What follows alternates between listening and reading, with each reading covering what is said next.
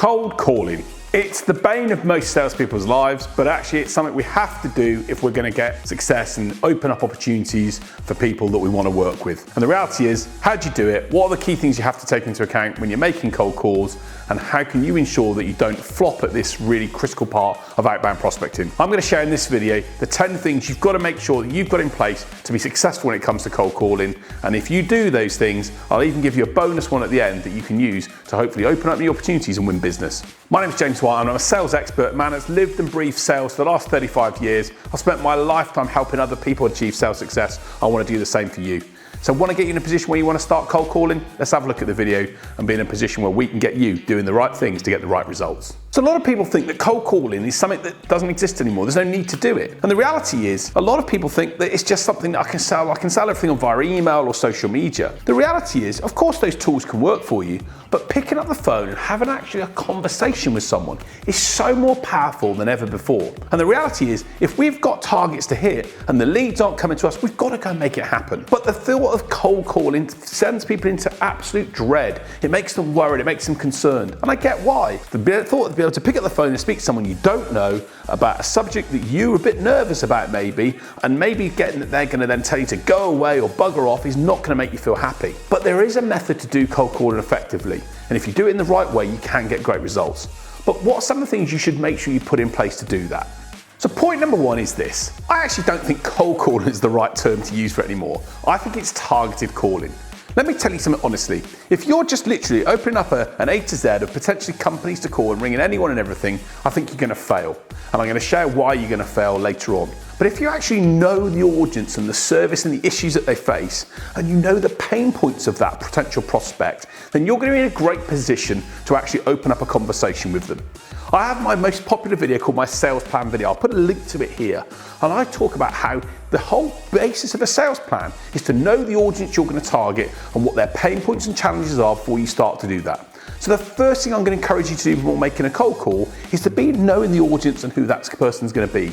Understand the challenges. Let's say you're targeting IT directors or finance directors or CEOs. What are the things that are going through their mind? What are the challenges? What are the pain points? What are the issues that are hitting them hard in the face that they want to get solutions for? And if you can be in a position where you then are that solution to that pain point, even though that first conversation is maybe not going to always lead to a bit of business straight away, it's going to create that curiosity and intrigue that's going to make them hopefully want to carry the conversation on with you. So point number one is this: get to know the prospect's pain points. Do not just spray and pray and hope that you can speak to anyone. It doesn't work. You're going to get more people rejecting you than accepting you, and that's going to put you down and make you feel that you're not very good at it, and we don't want that to happen. Point number two is this: when you're trying to make a call for the first time with someone, know what it is you want. Are you looking to send them some information? Are you looking to schedule a further appointment with them? Are you looking to book a meeting with them? What is it you're trying to achieve? If you have no idea on what you're trying to achieve, then you are likely to fail. And if you've got clarity on what it is you're trying to do, then you stand a far better chance of engaging. When I was doing double glazing sales a number of years ago and I started selling, the whole goal for me was to pick up the phone and talk to people so that one of our field agents could go out and see them on site. That was our goal. We were incentivized and targeted to book appointments. So what is your focus? The chances are it's going to be to book a follow-up meeting. So make sure you're clear about what it is you're looking to achieve. That won't necessarily come at the first part of the conversation, but it might come after maybe 1 or 2 minutes once you've got into a dialogue with them where you can say, I'm looking to book an appointment with you where we can get 15 to 20 minutes in your diary to explore this issue further.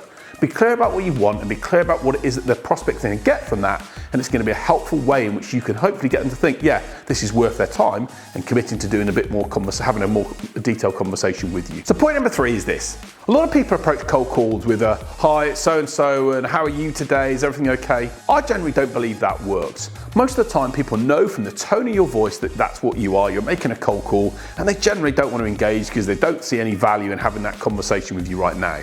They don't see any value in giving you their time and their attention. So ultimately, what have we got to be able to do? So I would always be upfront when I'm making that first call. Just not trying to kid someone. I'm not trying to, try and build a rapport with someone I don't know straight away. I'm going to be upfront and open. Good afternoon, Darren. You don't know me. My name is James. Have you got a few seconds to let you know I specifically wanted to call you this afternoon? The reality is when you open up with something like that, You're going to be clear about what it is you're saying. You're saying to people, I don't know you. Or you can even say, good afternoon, Darren. This is a cold call and we've never worked together, but there's a specific reason why I'm calling you and I wanted to share that with you. And you're hopefully going to create that bit of curiosity and intrigue that makes the other person go, okay, great, go on, what it is you've got to say. We've got to then make sure we then get into the next part of the conversation, but be upfront about it. Don't use these phrases like, how are you? How's your day been? Is everything okay? They don't know you, you don't know them, and deep down they don't really care. Focus on asking and being upfront about what it is you're looking for, and that's going to help you hopefully get to the next point in the conversation. The point number 4 is this. I think you've got to, in cold calling, build momentum in what I call 15-second blocks. The reality is when we pick up the phone, we've generally got 15 seconds at a time to try and make an impact. And I always try and think, if I can get through 15 seconds and another 15 seconds and another 15 seconds, then I'm making progress and doing things in that way. And the reality is I've got to accept that my job is to also keep going into those 15-second blocks and not try and have a 20-minute conversation with someone. It might happen. If that dialogue does get open, then great. But focus the words and the things you're going to do, and in your practice on trying to get through the next 15 seconds.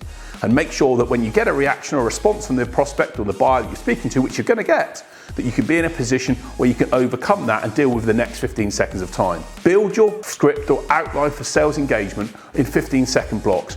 Know what it is you're going to say, write down the words and actually practice them and actually say them to yourself and time them to see how that actually works out. Focus on getting through those 15-second blocks initially rather than necessarily try to into a long-winded spiel about who you are. You're probably not going to get that opportunity.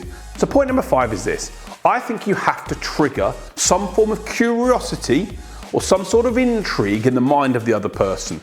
A great way to do that is often to say something like, I'm speaking to people in a similar situation to yourself who are solving a particular pressing issue that they're really keen to make sure goes away in their business, and I'm keen to know how you're doing this. What particular issue is it? The reality is you've got to create that intrigue. You've got to give the prospect a sense of, oh, what are they talking about here? What's this referring to? What is it that this person has that can be useful for me? The reality is people put the phone down or don't want to have conversations with people that don't think that they're useful or that don't understand the world and the challenges they're facing.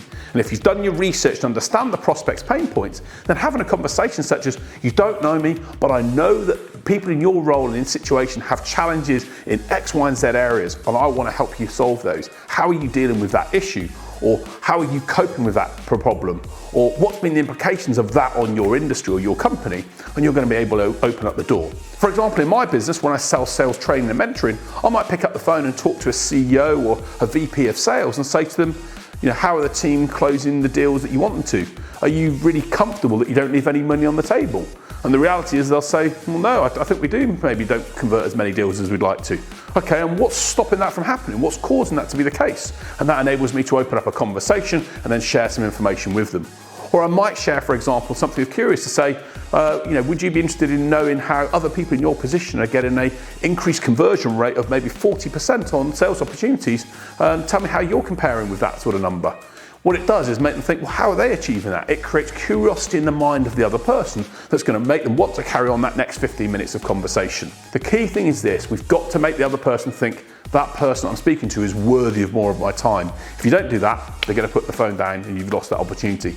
And even if you do try and ring them back again, chances are they're going to delete you or not have a conversation with you because they think, I don't want to speak about that person right now. Deal with the issue, create curiosity, create that intrigue that makes the other person think, what could this be? And can hopefully help you carry the conversation on. So point number 6 is this, know what you're going to say and practice it. The reality is if you just try and go into a cold calling session, just try and wing it, you'll fail. You've got to be comfortable and you've got to practice what you're saying and feel really assured that when you're saying it, and as we talk about in the next point, how the reactions or responses you're going to get, that you know how you can handle it, you're going to be in a good position to then deal whatever comes at your way. When I do sales training with companies, the first thing I will do is look at practice. And I've had salespeople say to me sometimes, well, I'm not sure why I would practice, or I don't think I need to do this. And I'm like, well, have you seen that Tiger Woods or Roger Federer or Novak Djokovic or maybe a musician, they're the highest people in the world at what they do. And guess what? They've got coaches and mentors. So what stops you from being different? They still practice. You'll still see Tiger Woods on the golf course practicing because he knows he has to get better to improve. The key thing is if you want to try and do cold calling by winging it, you'll fail. If you've got an outline, and I'm not saying you want to be so scripted that you sound like a robot, but you do need to have practiced those words on enough basis so that when you then have that conversation with someone for the first time, you feel comfortable sharing what you're going to talk about.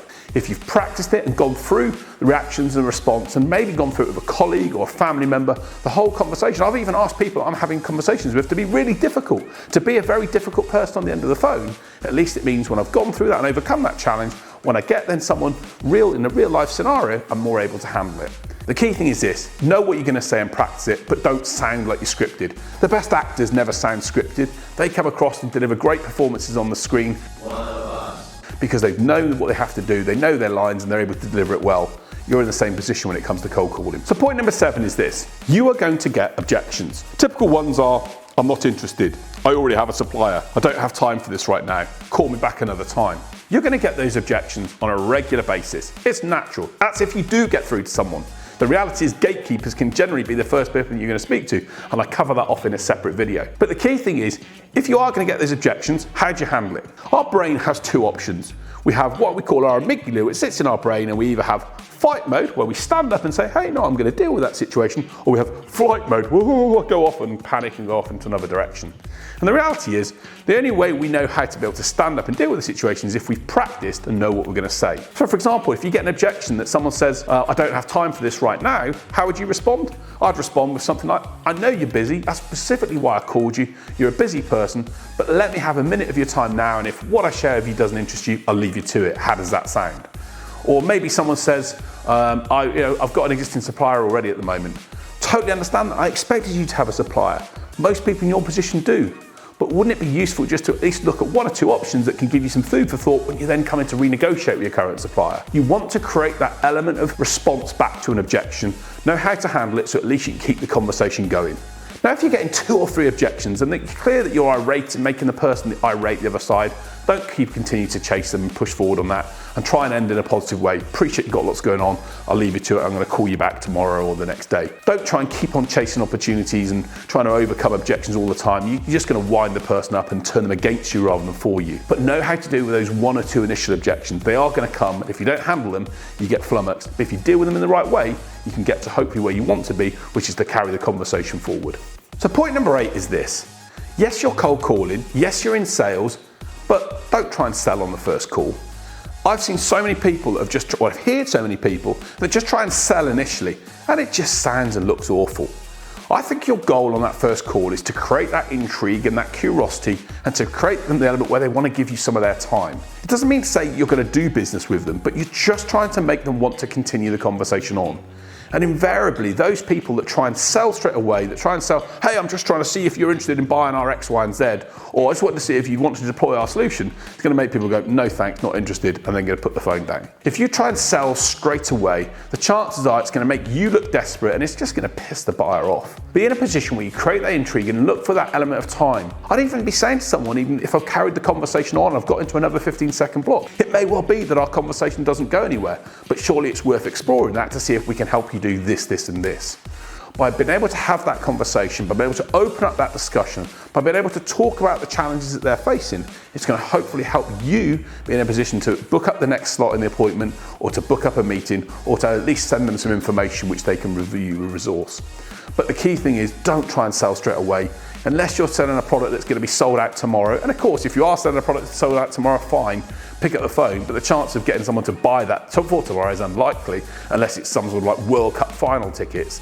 The reality is, unless you've got a driver to do it straight away, most people aren't going to want to buy it there and then. They're going to maybe want to give more time if they think it's of value, and that should be your focus. Do that, make sure you're engaged in the right way, and don't oversell too soon. Desperation's a stinky perfume. It makes you look bad, and it creates a bad reputation for cold callers and people in general. Create curiosity, create some time, focus on that initially and see how we get on. So point number 9, if you are into a position where you are starting to get into a bit of a dialogue with someone and they're open to having a conversation with you, and you've created that curiosity and intrigue that works for them, focus on asking open-ended questions. How are you guys working through this solution at the moment? What's been the implications of solving that issue? How does it feel when your team are not closing the amount of deals you want to? What challenges does that cause you in the business? How could it affect you if you were able to solve that? What would be the implications of this? Those type of what and how and who questions are the type of questions that you should be asking in those conversations if you're to carry things on. And if the person's continued to have that dialogue with you, great, you're in a great position to move things forward and actually even say to them, look, I've really enjoyed chatting with you today. I'd love to unpack more about what it is you're doing and how we can potentially support and create some ideas for you to solve these challenges. We'd be open to having a conversation over the course of the next couple of weeks, and let's see if we can make that happen. And what I would try and do is then be in a position where I book that call up quite quickly. If it's in the prospect's mind right today, then be in a position where you can try and set that up for maybe tomorrow or the day after, rather than leaving it for sort of months away. Get into the mind of the other person by asking those open questions. Try and do a little bit of initial probing. Try and create that curiosity and share some insights that could be useful. Or maybe share to them and say to them you've got some resources you want to put in place for them, or some resources you want to share with them in a 15-minute call. Get that insight by sharing and understanding what's going on inside their brain. Your job as a salesperson is to get inside the buyer's mind, not just to try and browbeat them into having a meeting with them and then them not turning up. Make them curious, make them think this could be helpful, this could help me solve an issue, this could be useful for me, and it's going to hopefully open up to make them say yes to that next stage in the appointment. And my final 10th point on a successful cold call is reconfirm the next step. So let's say you've managed to create that curiosity, you've got through the first 15 seconds, you've asked a question that's maybe made the prospect think, this is quite helpful. You've been able to just have a bit of an open conversation, and you've asked for specifically some extra time, and the prospect said they're happy to do that. Point number 10 is reconfirm it. Great to speak to you today, Sally, and I've enjoyed our conversation. Really pleased that we've managed to have a time to make a time to speak over the next day or so. And I'm going to call you tomorrow afternoon at 4 p.m. with my colleague X, and we're going to share some insights around X, Y, and Z that will be useful for you. And if it turns out that there's no further fit from there, hey, we haven't lost anything. But I'm just going to send that email invitation over now in your diary so that you've got that appointment for 15 minutes on a Teams call or a Zooms call. Can I just check that's come through to you? Great. Hopefully that other person's going to say, yeah, that works. I've got it in my diary. Look forward to chatting then. And what you also might then can do as a little bit of a bonus is to say to them, by the way, would it be useful if I could just take your mobile number or another contact number just in case we can't get in contact that day? If they felt that they've had a good rapport with you, they might give you that information, which then means you can then maybe drop them a call on a mobile phone, which might be easier, especially if you've had to go through their gatekeeper or a receptionist to get through to them in the first place. But the key thing is make the date and time for the next call. Be clear about it. Reconfirm it with the other person. I just want to confirm that that time works for you and you're going to be open to having that meeting with us so that we can have a conversation about this, this, and this. Get it booked in their diary. Get it committed. Get them to commit to it, and it's going to be make them in a position where they want to do it. They're intrigued by what it is, and you can then send a bit of information through to them as a follow-up to your call that you've had. The key is making sure you don't leave it open-ended. If it's open-ended, it's never going to go anywhere. Have clear focus. Have a clear outline of what you're going to try and achieve. And if you can't get that in place because the other person's busy or doesn't want to do that, hey, we accept that that's part and parcel of the process, but make sure that we then put that into our lead system as being someone we've got to follow up with again, rather than just putting the meeting in place and hoping it will happen. So there are my 10 points about how to be effective on cold calling. My bonus point to you is this. I think cold calling on its own does work, but does work better when you've added it alongside other media. So one of the things that I put in place in my sales plan is to put in place a campaign across a mixture of media. I put in place 6 different prospecting campaigns and methods to engage with potential buyers, using both the phone, social media, video prospecting, voice note prospecting, emails, and even direct mail. And I combine that in a whole integrated campaign that I put together as part of a sales plan. And I'd love you to be able to have a look at that and see if that's something that could help you in your business. Maybe take a look at the link I'm putting in the comment section below and see if it's something that could work for you. But when you apply all of those methods together across a campaign over a period of time, rather than just doing a one-off activity, it's going to give you a far better chance of getting through to that prospect and hopefully working with them. They may say no, in which case then you can mark them off your list or leave them for another time.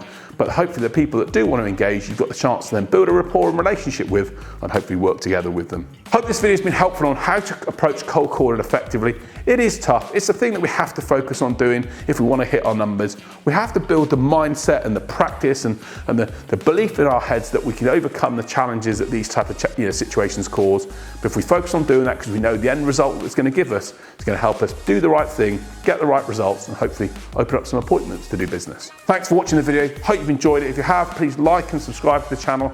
Share it with others so we can help them get the sales results they want. I look forward to sharing another video with you next week. Take care.